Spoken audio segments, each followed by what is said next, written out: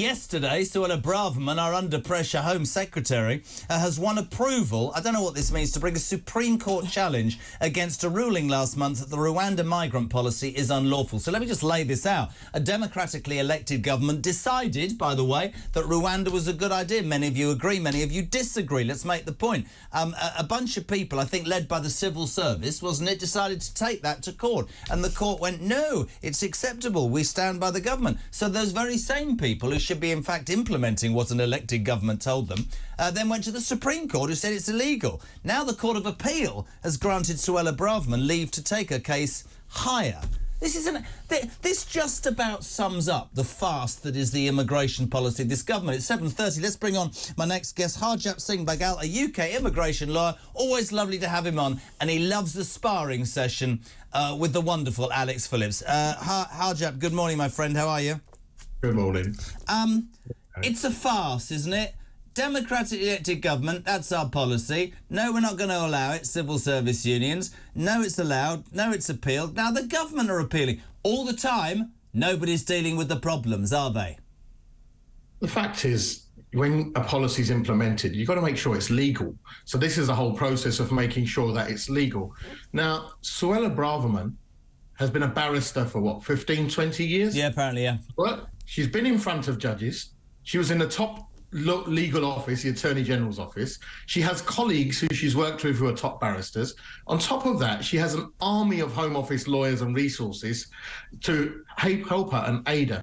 And despite all of this, you cannot get a policy through, or you cannot get any advice. What I'm doing here, can I make it watertight? Can I make it legal? A lawyer's job is when they take something to court to make sure that that thing gets through and they succeed, and that it's watertight and that judges agree with it. And here you've got Suella Braverman either proving that perhaps she's not using her lawyering skills to the best, or thinking, you know what, I'm going to wing it. I'm going to see if I can get this through, and then afterwards we'll see. But am I not right that when a democratically elected government brought in this policy and it was complained about by, I don't know, immigration lawyers like you, possibly the civil service, all the ringing wet lefties? I'm only joking when I say that. Am I not right in saying that the first court said they agreed with the government, and then it was appealed, and that one said it isn't, and now she's going again? Right and wrong on both sides. But I go back, Harjap, to what I'm saying here.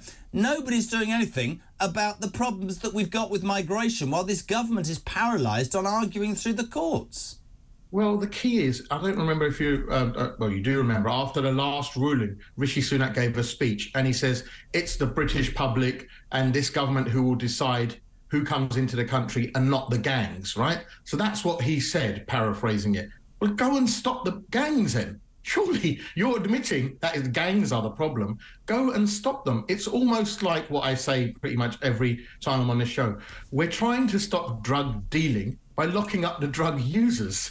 What you need to do is catch the drug dealers. No one's catching these gangs. These gangs, Jeremy, are using the same route. You know the route. I know the route. They're advertising. I'd like to distance myself from his comment. We don't actually both know that bloody route because we're a couple of international drug dealers. Alex Phillips, your thoughts on Harjap's comments? He's right. He's bang on all of it. He is absolutely right. The legal advisors to the government would have said to them about the Rwanda policy, this is going to be really hard to enforce. And they've done it anyway. They may as well turn it into a televised bloody series, shouldn't they? On, you know, here's Suella Braverman's latest court case and this is how much it's costing the taxpayer.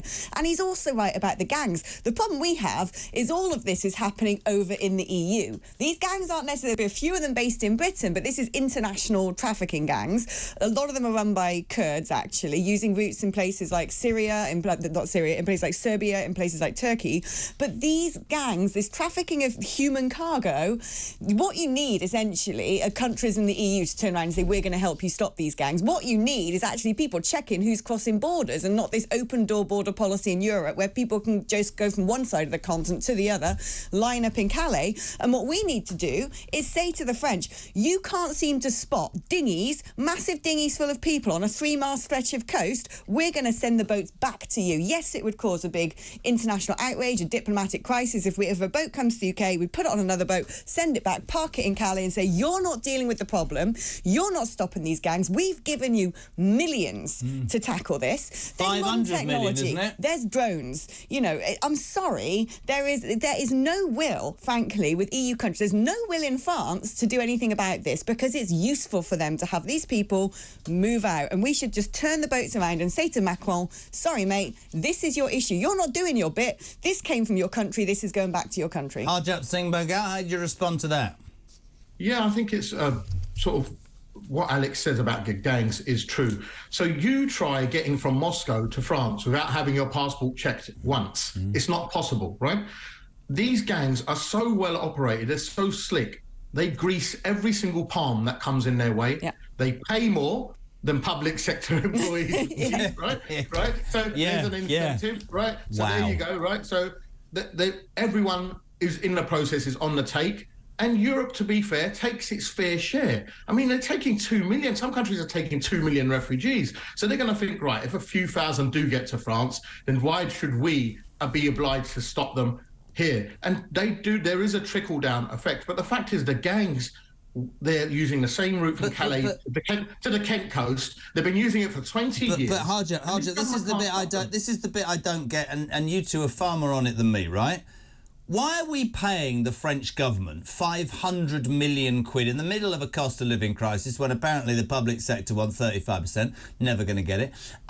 Why is it that we're paying the French money and yet, because I've never understood this, I'm all for the war-torn countries. I'm absolutely agree with you both about the gangs and safe routes and all that. What I don't understand is, and people will say, oh, it's family, or they always end up here. Surely there is a part of the argument that says they end up here. You can argue that our processing system is rubbish, and I think we all agree with that.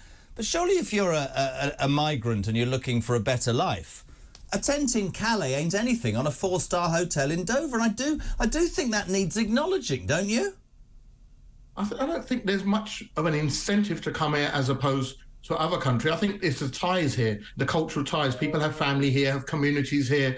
You know, you don't think we're a soft touch in this country? The language here. If we were a soft touch, we wouldn't be discussing public sector rises. What happens is... Why? Why? Hold on a minute. You changed the subject. Why? You can't just give people pay rises when somebody has to pay for it and we're skint, Harjap. We wouldn't be skint if the government didn't give a lot of PPE money away to their mates.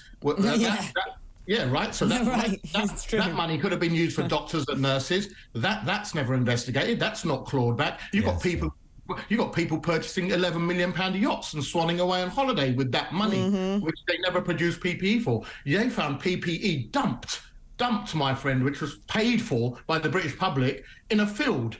And that's been burned. Saw those pictures. The same companies are being paid to burn that PPE, which they never delivered or was never used. He's right. That was in billions. Are you trying to tell me we couldn't give that to the nurses or the doctors? What would you actually, as you've changed the subject, immigration lawyer turned political commentator, I'll tell you what I was talking about this morning.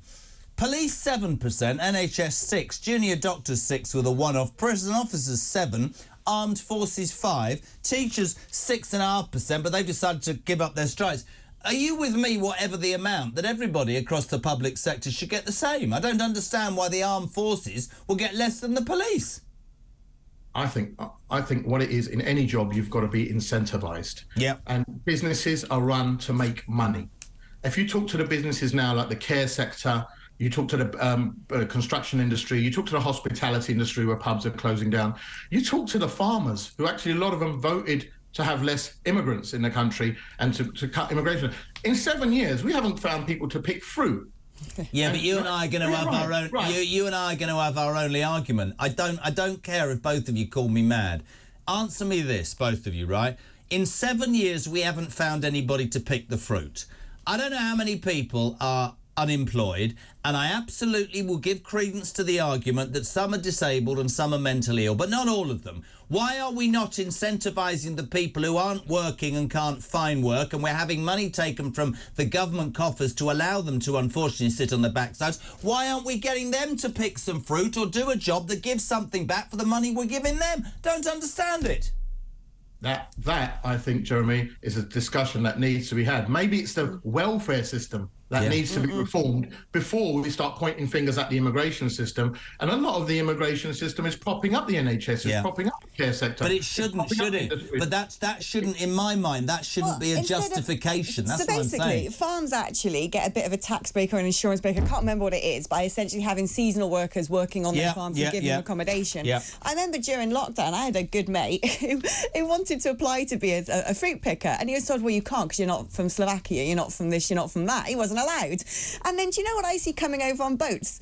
Load of potential fruit pickers, fit, healthy, young men that we're giving an allowance to and putting up in hotels. Hold on, couldn't we say to them, while you're waiting for your application to be processed, it's likely to be a good old year, you go down to Farmer Brown's fields and you'll be given a bunk bed, you'll be given food, you'll even be given English language lessons, whatever it is, you'll be given money for this. So if you don't get your asylum process, then you've got some money in your back pocket to go home and rebuild your life. And guess what? There's some orchards over there and we want to make some cider. Crack on. I don't understand why we don't do that. And I've made my point to both of you.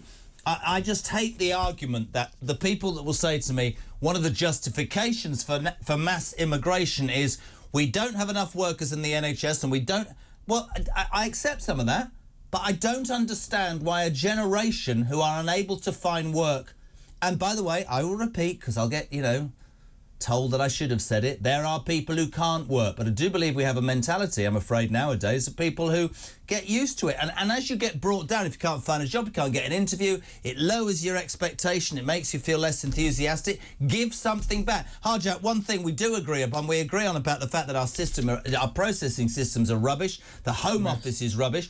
I absolutely agree with something you told me on JK Live the other day, which is that actually, and I know you do, so much of this is rhetoric, be it from the opposition parties or the government. They absolutely know they can't turn the boats back unless they fundamentally change every aspect of this problem. But there's an election coming, and sound bites are easy, aren't they, Harjap? Yeah, of course. It's all about getting votes and making promises which we know the majority of won't be kept. I mean, there's only 500 places in Rwanda anyway. If you wanted to send back the people that have just come back this year so far, it'd take 22 years. And I don't think that's going to happen. So Rwanda hasn't agreed to take 10,000, 20,000. They haven't got the space. And it's not going to happen. So we're, once again, promising the British public, showing them the dream. This is what's going to happen. We're going to send everyone back. There'll be no one coming here. Everyone will stop coming on the boats. That's not true. The removals figure has been down under this government by more than 50%. So we're sending, in 2009, we were sending back 60,000 people a year. And that's under a government that we call sympathetic to immigration. That's under a party this party is supposed to be hard hitting on immigration. Last year, enforcedly removed less than 3,000 people a year. 50,000 people coming on a boat and only sending 3,000 back is a problem. 50,000 people coming on a boat and sending 60,000 back isn't a problem. Here's an interesting one from Terry in Ramsbottom. I just like saying Ramsbottom. I think it's funny. If most migrants are coming here, please say this to Harjap, because they have family connections, why aren't their families housing them instead of them needing social housing, which we haven't got? It's an interesting point.